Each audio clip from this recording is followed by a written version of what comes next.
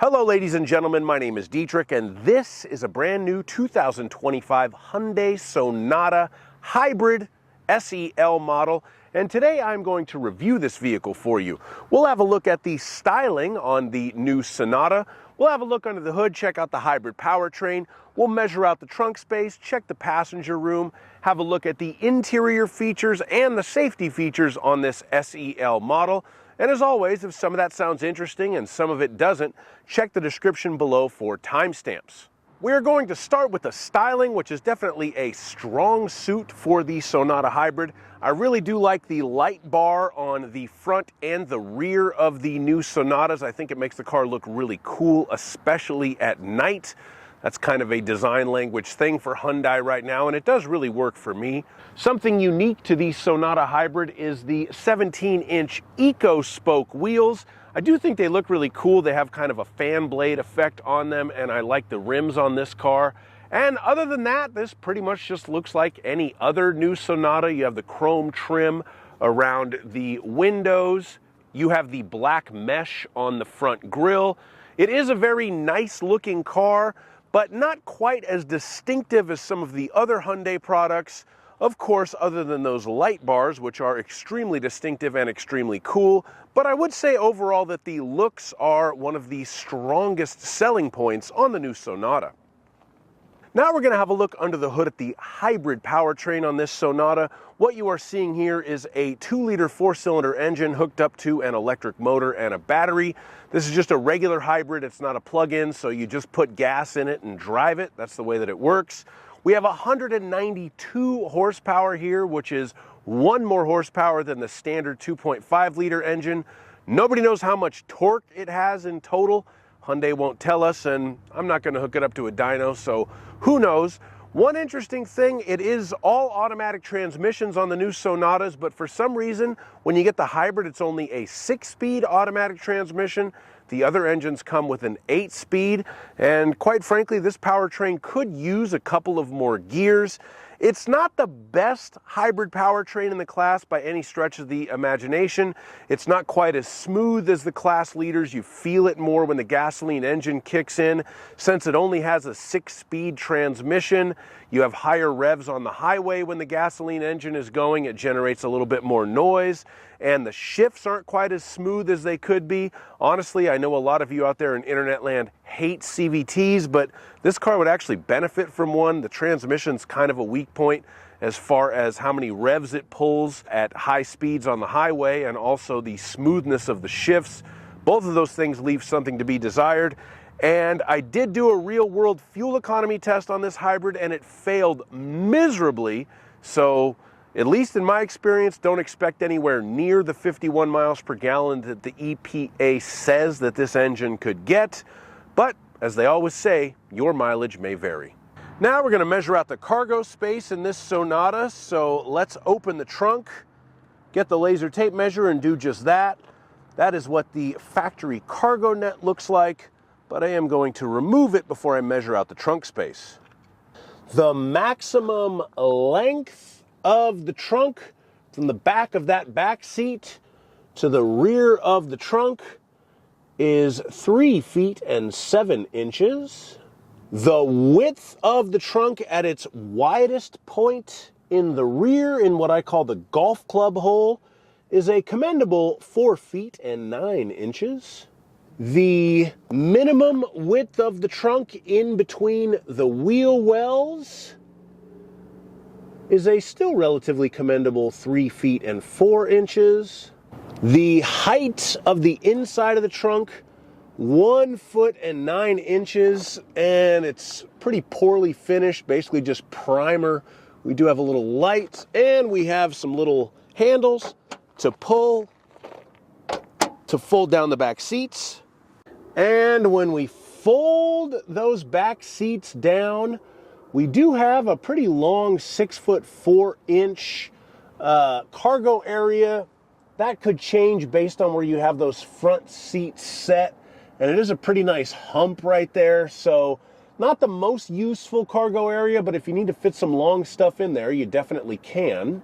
And if you need to lift something into the back of your Hyundai Sonata, you will need to lift it 2 feet and 6 inches off of the ground. Let's see if we have anything underneath here. Oh, we do have some storage.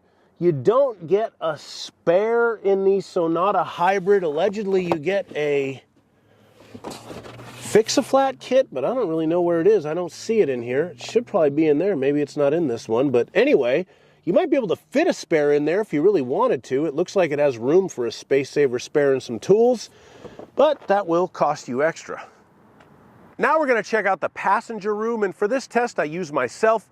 I'm 6'5", so let's see if I can sit behind myself in a Sonata Hybrid.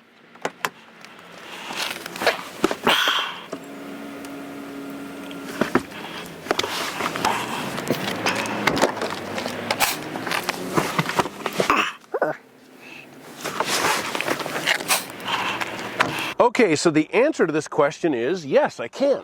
If I sit in the front, I have enough knee room, I have enough headroom, I fit there. And if I get out and get into the back seat, I have enough knee room, I have enough headroom. This is a very nice and roomy sedan. I also have air vents back here in the back seat.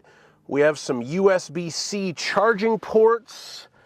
Let's see. I have a center armrest with some cup holders, so pretty comfortable back seat in the old Sonata SEL. Now we're going to step inside of the new Sonata and have a look at the convenience features on this SEL hybrid model. The first thing you're going to notice is the premium cloth seats. They do look nice and feel very comfortable. You have this nice gray stripe down the middle of them, and they are heated in the front, and they are also power on both sides on this SEL model. You will then turn your attention to the 12.3-inch touchscreen. That does Apple CarPlay and Android Auto wirelessly in this model. For the speedometer and the tachometer, that appears to be one large digital panel as well. Technically, it's only a 4.2-inch instrument cluster. That little screen in the middle is changeable. The actual tachometer and speedometer look fancy, but technically they're just kind of LCDs that sit there, but it does look very nice and it does its job well. We do have AM, FM, and XM radio on the 12.3-inch touchscreen for you to listen to the radio. And of course, being a Korean car, we have the sounds of nature. So if you'd like to relax with some different sounds that are built into the car, you can. If you need to charge your devices, we do have 2 USB-C charging ports down below. I like the fact that on one of them you can push a little button to change it between just a straight charging port or a charging or data port. That's a nice touch and goes well with the wireless Apple CarPlay and Android Auto. We also have a 12-volt, 180-watt power outlet, and of course wireless charging if you would like to make your phone hot as opposed to actually charging it. We do have dual zone automatic climate control right above the charging as well. I like the way that the interface works with that. You just kind of touch the fan or touch the little guy to change how much air you're getting or where the air is blowing. It is very nicely set up. And down to the lower left of the steering wheel on the dash, you have a few buttons there. The plus and minus changes the brightness of the instrument panel at night. You can set the parking brake, pop the trunk, turn off the traction control, but then you'll notice one that says 12-volt bat reset. What that is for, if you have one of these cars, if you ever go out of town for a week or two and you come back and your car won't start, you may have to touch that to reset the connection between the battery and the rest of the car to get it to start. And if it still doesn't start after you push that, then you may need to jump start the car. Now we're going to talk about the safety systems on this vehicle, and this comes with a system that Hyundai calls Smart Sense. The Smart Sense system gives you the forward collision avoidance assist with pedestrian, cyclist, and junction turning detection.